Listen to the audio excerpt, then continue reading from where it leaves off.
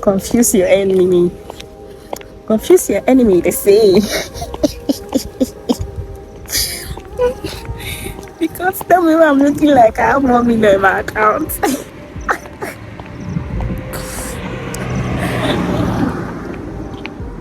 I just have zero naira and I'm not doing any skincare. But I'm going to starting my final written exam today. And I'm so emotional.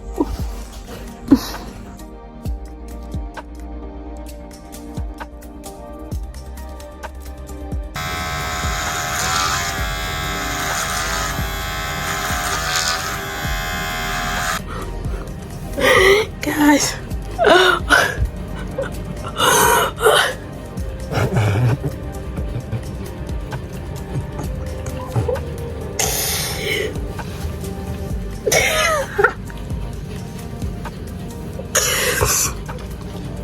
The clipper stopped working. I think I just have to buy a manual clipper myself. Because what? I don't understand the dress code, but yeah. What is this? Me too, I don't know.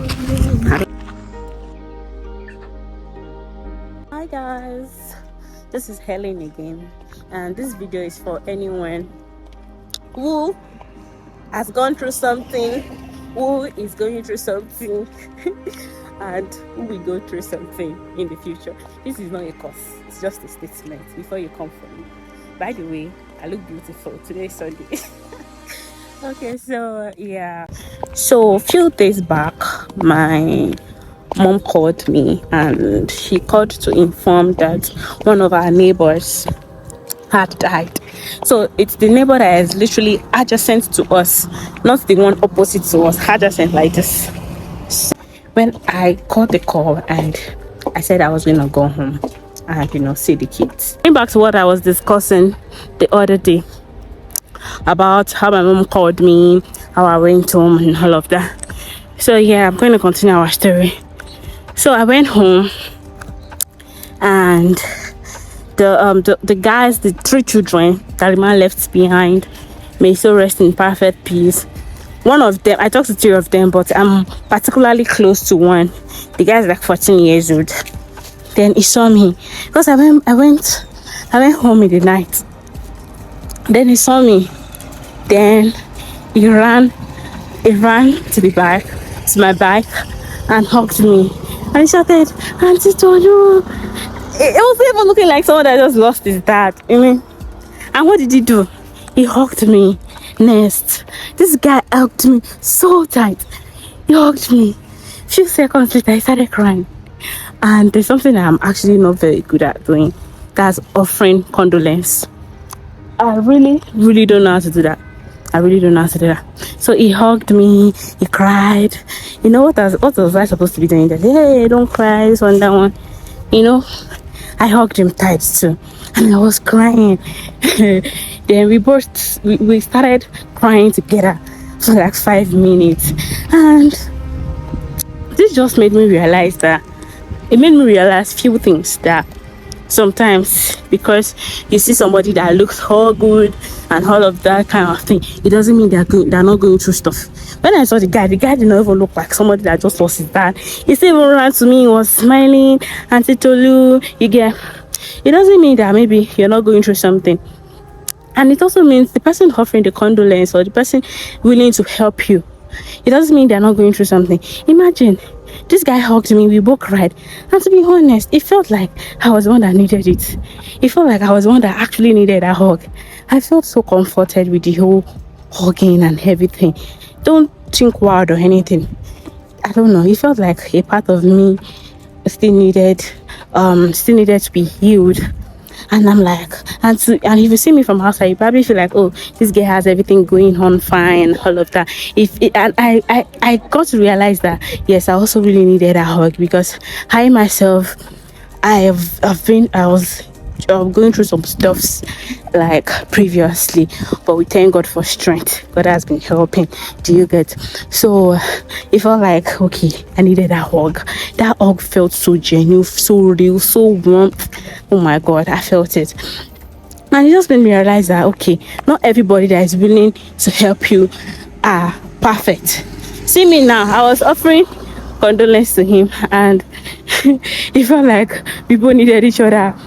We get, and sometimes maybe somebody wants to help you, maybe financially, or maybe provide help to you. It doesn't, maybe the person is doing great, so great to financially, so you don't like take advantage of that. And again, what I notice is that you see most of the people that offer help to people, I don't know, I'm this kind of person that people like to talk to me, share their stuff to me. So is it people like that? It's so difficult for them to get what they give back. How do I put it? I mean, I have great friends that we literally went through everything I went through together, but at the same time, you know that how do I put it in English? What they can do is limited. Do you understand? So at that moment, let's say that maybe I needed my parents to give me this warm hug. There was no parents there and all of that. That's because sometimes you yourself, you feel like you are too strong to be asking for all this kind of stuff. And it's all the people, anybody that you see them, you are going to them, that the one giving you the listening here, that the one giving you the warming hug, that the one doing all of those kind of things. You should check up on them. Because whenever they are going through their own phase or through their own, whatever they are going through at that moment, they will not find, it's difficult for them to reach out to people. So they suffer it alone. Let's put it that way. They suffer it alone because they'll be like, it's not something about pride or whatever. That's just how it is. So once someone has been offering you help, once in a while, reach out to that person. Do you get? And that's my case. I'm used to offering help to my friends, emotionally, physically, and sometimes if I need the same help, I kind of find it difficult to reach out to them because it feels like maybe you are the stronger person, and of course I'm a stronger person. I mean, my mental health has gone through a lot and it's still standing, so I kind of thank God for that, Shan. And what also upped me or helps me is God. You just need to put God in everything you're doing. See, there's no perfect way of saying who you know God or you speak to God in your own way or in your own how do I put this? Because there are different ways you talk to God. Don't feel like maybe you are less to talk to God. Don't feel like, oh, my friend, this is not how my friends are talking to God, and you feel lesser. Your own way of how you know how to communicate to God, communicate to Him. Because at the end of the day, He is still the one that you can pour out your heart to and all of that. So to whoever is passing through, whatever, things they cannot say, things they can say, I'm sending you love and light. You'll be fine. Trust me, just give it time. You will really, really be fine.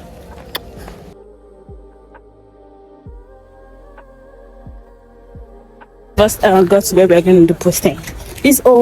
I know I was going to receive this old look that much because most guys are already kind of used to my hairstyle, even in church.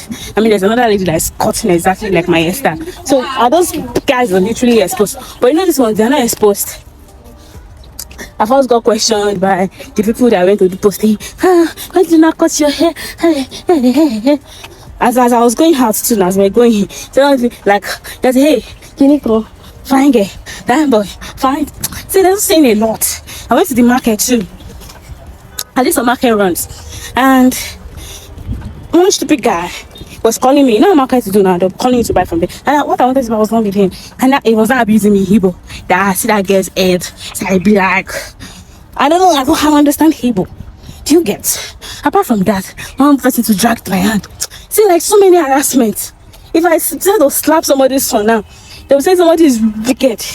Do you get? But what's my whole major thing is that what they don't know is that none of these things can actually make me sad, make me depressed. Because see, most people that are coming and they are saying bullshit, there are people that actually be like, God forbid.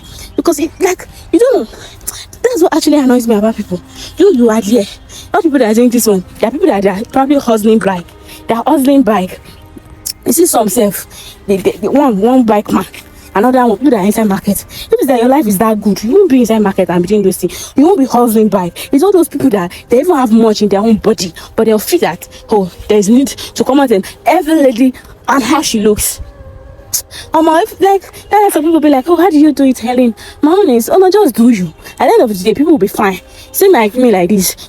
Like sometimes I just let them be. Sometimes I will reply them. I replied one now. I was like, you're not serious. So person will be like, oh, I like your hair. They're probably like, one woman came to me, oh, I like your hair. She was cutting low cuts, but her own still had hair, and she dyed it. So like, but you should have one earring, you know. Imagine. What's your business, man? What is your business? The cocoa is that just do you. People will be fine, and people will be like, do you know what? Anything people are saying, like, I'm actually not moved. That's the funny thing. I'm not moved because I have maybe because my mental health has gone through thick and thin. Do you get there's nothing anybody can say to me again that it can affect me. I've gone through a lot mentally, and I mean my mental health is not failing me. I'm still here. So is it what somebody will come and say that you look like man, you did this, or you're having all these side talks that would move me? Lie. Thing is, people just need to really learn to be nice to people. Even if they're passing, it doesn't mean that okay, you don't know what the person is going through. Do you get? What if I was sick? What if that was why I cut my hair? What if something? But no, I'm gonna let you off. That's why they never. That's why some people actually never progress. You get what I'm saying? Just learn to mind your business. Take cold water and shut the hell up. Yeah, that's enough for today's rant. I don't know how I look like. Oh God, I'm so tired. I probably look like, I don't know.